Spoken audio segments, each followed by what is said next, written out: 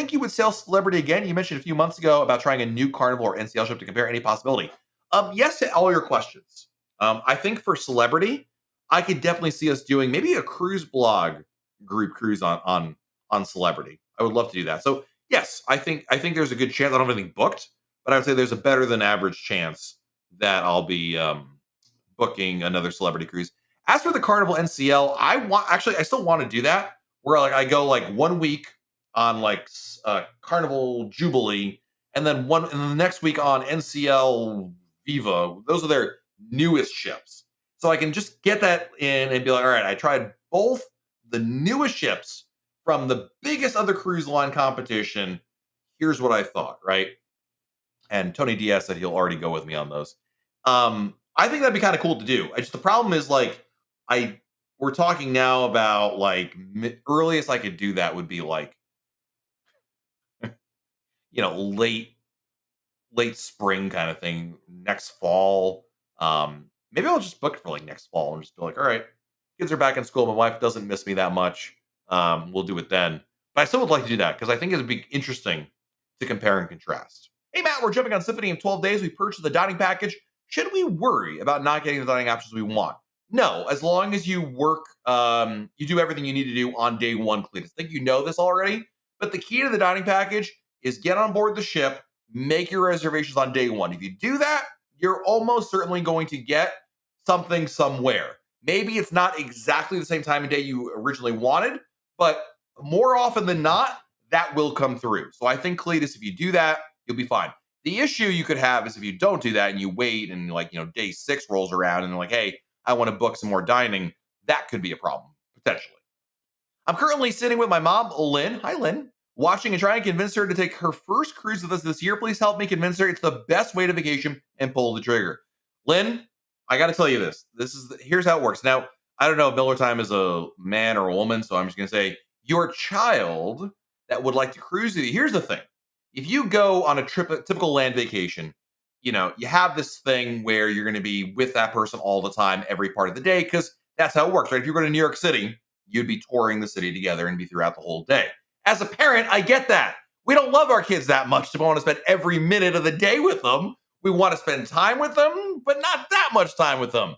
That's what a cruise is so great about. You can do your thing. They can do their thing. You can do some things together, right? Have a dinner, see a show, but there's also built-in time to be apart. And that's the best part about cruising. So you should absolutely give it a try.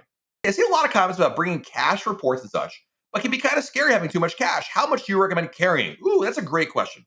When I go on port, to any port or call, other than like Coco Key or Labadee, because you don't really need cash there, I would probably bring $200 in cash and a credit card. That way I have enough money for taxis. I have enough money for maybe a small meal or some tips here and there, small souvenir. But the credit card is there as backup in case like you get stuck somewhere, you need to get out of Dodge and you got that. Or maybe you want to buy something, like a bigger gift or something like that. But $100 to $200 in cash is certainly all you need on shore. Beyond that, I just don't think it's necessary. I mean, a credit card is the way to go. It's safer that way. I mean, if you lose a credit card, you're not responsible for the charges. If you lose your cash, you are. So, can you explain the 3-night specialty dining and how Izumi Sushi Hibachi works? 3-night package, you get 3 meals on board. You can't make reservations until you get on board the ship. Once on board, you make 3 reservations. Pretty simple as that. In terms of the sushi hibachi, if you go to the sushi side, you get a stipend. I think it's $39.99 now. Everybody gets a stipend of that. If you spend over that, you're responsible for that money. And then for hibachi, you'll pay a slight surcharge to dine there if you have a dining package, and they'll charge it for you at the time, regardless of which one you're booking. You can book it once on board the ship to get those reservations. My other suggestion to you, DNS, is for Izumi Sushi, don't get the fixed price menu. Just ask to pay a la carte. My first inaugural, I'm a little worried that we're won't have everything running smoothly or things will be unorganized. I would say this, Shane. I'll be real with you. I don't have any concerns things will be unorganized. I don't have any problem about that. I don't have any concerns about that per se. But everything running smoothly, this is the reality of an inaugural sailing. When we were on the Wonder this season inaugural sailing, some of the shows weren't available. The escape room wasn't available. Some of the entertainment may not be there. This can happen. There could be work still being done on the ship. So it's kind of the pros and cons of doing an inaugural sailing. On the one hand, you're going to be there, my friend. You're going to be on the first sailing. It's a huge party, a lot of energy. There's nothing like it. But you got to understand this is the reality of what an inaugural sailing is like. That could happen. I'm not going to, I cannot tell you here, Shane, oh, don't worry, everything will be fine. You'll still have a good time, but there may not be exactly 100% of everything that you've seen there. Um, so, yeah, I'm just being real with you. Going on Oasis of the Seas on Sunday for your honeymoon. Mazel tov, congratulations. What's the most romantic thing to do? Well, one thing I can think of I can't talk about on YouTube because it's inappropriate. The next thing I would recommend doing, romantic. Oh, go have dinner in Central Park. There's three great restaurants, but well, I was gonna say either Chops or Giovanni's because they're right in Central Park and they have outdoor seating, which is really nice.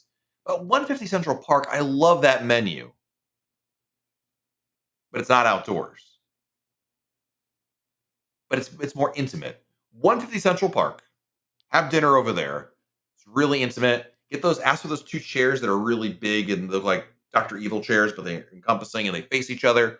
I think it's a very nice thing to do. The other thing to do, one more idea, if money's not an object for you, Melissa, is to do a studio sitting. So there's photographers all around the ship, and they can take your photos. But there's a studio on board, a photography studio. I believe it's in Central Park. You can check once you get on board the ship, and they can do a photo shoot with just you and your soon-to-be husband or already husband, fiance, whatever. And that can be a really great idea. Any idea what, if any, differences there will be from icon to star?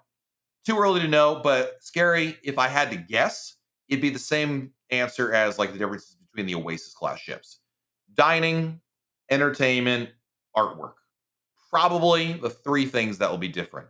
There'll be different shows, different art, and maybe some different restaurants on board. When you use Brightline train from Orlando to Miami, you still go down a day early.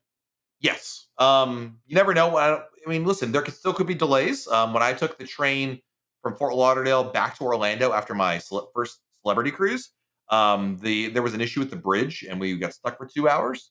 So there still could be delays. And just you don't want to chance it. You don't want to have anything like a bridge being stuck getting in your way. So yes, I would still go down at least a day early, Roy. Absolutely. Did you see the video of Icon going under the Great Belt Bridge? Magnificent. Dude, it is an engineering marvel how they make these ships work and barely fit under certain bridges. It's incredible, dude. Listen, I'm not an engineer. I'm not even like that. That's not even my brain doesn't even operate in remotely in that sphere. But it's incredible that they can build $1 billion cruise ship on paper, figure out how to make it fit under a bridge, and then hope and pray, I guess, that the math is going to work. But this is what math is all about, right? If you verify the numbers, it's going to happen. But yeah, that is incredible. Thank you for your generosity as always, Tommy. Hope all is well with you. What about themed cruises? Star Trek in February 24. Any themed cruise like the Star Trek cruise or the 80s cruise or the Taylor Swift cruise, those are not put on by the cruise line. They're done by third parties. They're basically like, you know how I do a group cruise with MEI Travel? It's the exact same thing. These companies, third parties, work with the cruise line. They buy rooms, maybe they charter the sailing, but it's done through third parties. So Royal Caribbean doesn't post that information. It's all done by the third party there. And so essentially the answer to your question is like, when's the Star Trek 2024 group cruise? You've got to ask them about it. In terms of like, you're just asking in general, basically what I would say is there are themed cruises throughout the year. Sometimes they are full ship charters. A full ship charter is when the ship is rented out just for that group. So no one else can book it. Sometimes there are partial charters when in which, maybe a quarter or half the ship is rented out by a group, but other people can still book the other half. Things like, it depends on the group, obviously. And I've been looking at Maya Chan several times, but the beach water is always brown. Yeah, it's unfortunately the flow in the ocean, the way that the water flow goes around, that has been an issue where some of the sea it's not seaweed, it's sargassum, I think is the name of the particular type of seaweed that's there. Anyway, it kind of goes and it inundates not only their beaches, but other beaches in the area. It's not just Maya Chan. I will say this, Brian.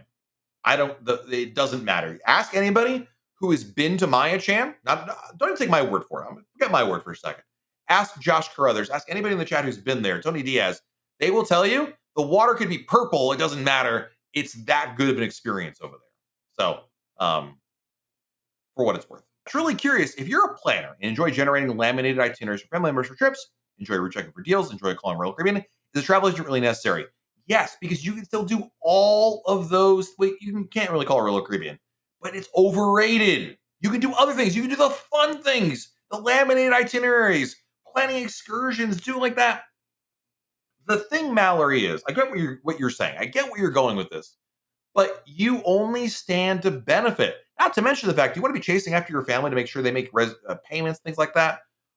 It's just you with a good agent, you only stand to benefit from doing that. That way, you get to focus on the really fun things, not calling Royal Caribbean to, reprice a cruise or something, make final payment, add gratuities. That's not exciting. That's not what makes planning a cruise fun. You can still have the fun planning stuff. Everything in the cruise planner is still yours. It's really just the lame stuff that's not yours anymore. Let Josh Carruthers from MEI Travel deal with the lame stuff. You deal with the fun stuff, like planning your cruise and making sure that Tony Diaz books the Icon inaugural. We'll be back again next Monday, right here on YouTube. Until then, have a great week, everybody. Stay safe out there, and we'll talk again very soon, right here on YouTube. Good night, everyone.